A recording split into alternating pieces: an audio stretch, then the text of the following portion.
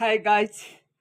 Now I am just going to show some यो रुख तरुल यहाँनिर एन्ड यसको बेनिफिसियल बारेमा मैले भन्न खोजिराखेको छु। यो रुख तरुल कतिको मिठो कतिको लाभदायी हुन्छ त भन्ने बारेमा सबभन्दा पहिला त के भनौँ भने हाम्रो हामीले चाहिँ दुईवटा बुटा मात्रै हामीले खन्न सफल भएका थियौँ आज।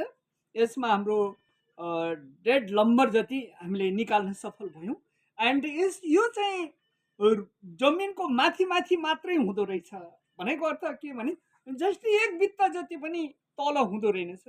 एक बित्ता जति हामीले खन्यौँ भने यो सजिलै निक्लिन्छ र यिनी चाहिँ तेर्सो तेर्सो गरिकन यो जस्ट ठाडो नभएर यसरी तेर्सो तेर्सो रूपमा यसरी चाहिँ पाइँदो माने यसरी उत्पादन हुने सजिलो निकाल्नको लागि र यसको जुन रुखहरू हुन्छ त्यसमा घाँस काटेर बाख्राहरूलाई खुवाउन पनि बन्ने र अर्को चाहिँ यसमा अलिकति के मात्रै भनौँ भने यसको बोक्रा चाहिँ अलिकति पोइजनस हुँदो रहेछ।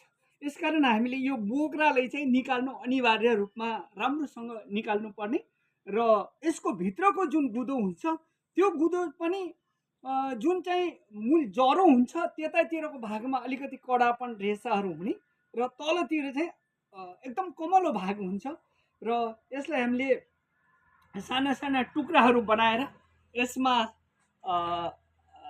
एउटा कुकरमा 3 सिटी जति लगाइदिने हल्का पानी राखेर त्यसपछि हामीले उ गर्न निकालेर चाहिँ खान हामी सक्छौँ। यसमा अरू केही पनि हाल्नु पर्दैन जस्तो हुन्छ नि जस्तो अरू केही भेराइटिज केही स्पाइसेसहरू या साल्टहरू आदि इत्यादि केही पनि नहाल्ने मात्रै पानीमा यसरी बोइलिङ गरेर मजासँग खान सकिन्छ। यति मिठो हुन्छ कि म त काँचै खाउँ कि भन्ने जस्तो पो लाग्छ कि यति मिठो हुन्छ किनभने यसमा सुगरपन हुँदैन।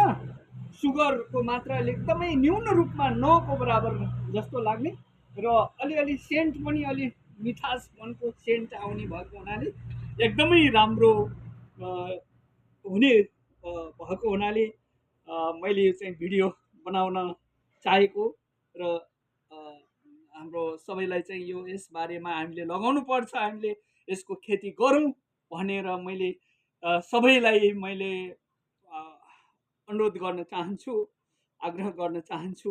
यो लगाएर हामी पनि यसबाट पाउने बेनिफिसियल यसबाट पाउने विभिन्न किसिमका रासायनिक तत्त्वहरू हामीले पाउनुपर्छ भनेर यो चाहिँ भिडियो बनाइएको।